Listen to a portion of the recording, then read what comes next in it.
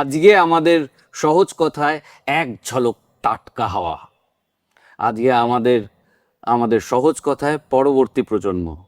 আজকে আমাদের সহজ কথায় এন্টারটেনমেন্টের নতুন ভাষা।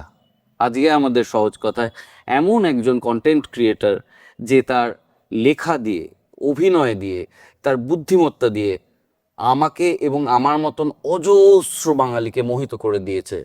আমি আমার থেকে ছোট কিন্তু প্রচণ্ড শ্রদ্ধার সাথে তার নাম নিচ্ছি। তার নাম নিরঞ্জন।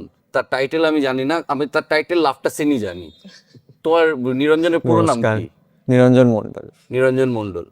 তো আপনাদের সামনে দি লাফটার সেন, আমার খুব পছন্দের একজন কন্টেন্ট ক্রিয়েটার। তো বলো কি, মানে ছোটবেলায় কিচ্ছু কোনো আইডিয়া ছিল এইসব তোমার মধ্যে আছে? কি ছিলে তুমি আমি তো এখন ছোটবেলায়? মাঝে মাঝে ভাবি যে মানে কি করে হলো এটা, এটা তো হওয়ার কথা চপমুড়ি? ছিল না। চপমুড়ি? হ্যাঁ, চপমুড়ি গল্পে পরে আসবো। তো আসলে আমি একটু পড়াশোনা করেছি তোমাকে নিয়ে। না, আমি আমি ছোটবেলায় আমার আমার মা যেহেতু নার্স, তো আমার খুব ইচ্ছে ছিল যে আমি ডাক্তার হব। হুম। সেকেন্ডারি কমপ্লিট করলাম। মা বললো যে না না, আমার মাই আগে ডিসিশন নিয়ে নিল যে আমি সায়েন্স নিলে আমার সায়েন্স হবে না, আমাকে কমার্স নেওয়া উচিত আর আমাকে চার্টার্ড করা উচিত। তো ওকে ফাইন, আমি সেটাই করা শুরু করলাম। ট্রাস্ট মি, আমি আমি তো মনে হতো, আমার এটাও মনে হতো যে চার্টার্ডটা আমি কমপ্লিট করতে পারবো না। আমি ওই গ্র্যাজুয়েশন কমপ্লিট করে আমাকে ওই একটা ওই 9 to 5 জবই করতে হবে। বাট এগেইন আমি এটাও জানতাম যে জবটাও আমার দ্বারা হবে না।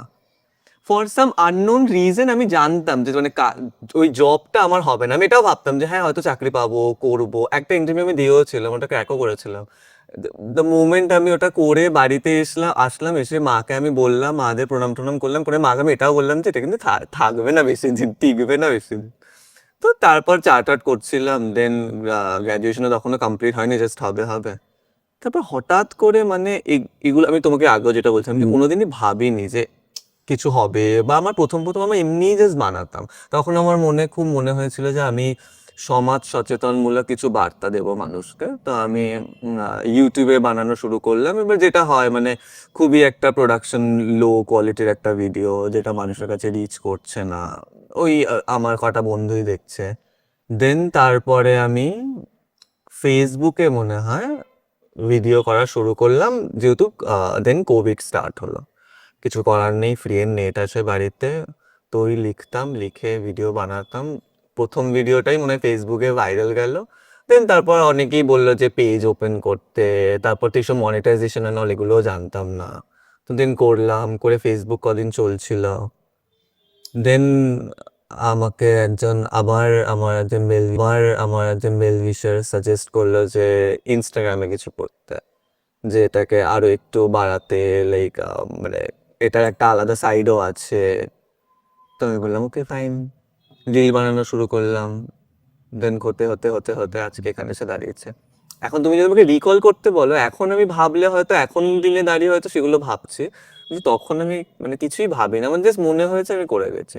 ইভেন এখন তো হয়তো তাও যেরকম হয়তো ভাবি যে এরপর কি কন্টেন্ট দেবো, এরপর কি আপলোড করব, তখন তো সেটাও ভাবতাম না। তখন আমার জাস্ট মনে হতো যে ঠিক আছে, কিছু মাথায় আসছে, হয়তো মাঝখানে 6 দিনের গ্যাপ, 2 সপ্তাহের গ্যাপ, কিছু আপলোড করছি না, কিছু দিচ্ছি না, কিছু একটা মাথায় আসলো, বানালাম, আপলোড করলাম, লোকজন খেলো, দেখলো, ভালো বললো, আবার আমি বন্ধ। তো আমার ওই ফেজটা আমার খুব ভালো ছিল। ওটাতে আমার মনে হয় আমার ক্রিয়েটিভিটি আরো, মানে আমার মনে হয় আরো ভালোভাবে আসতো।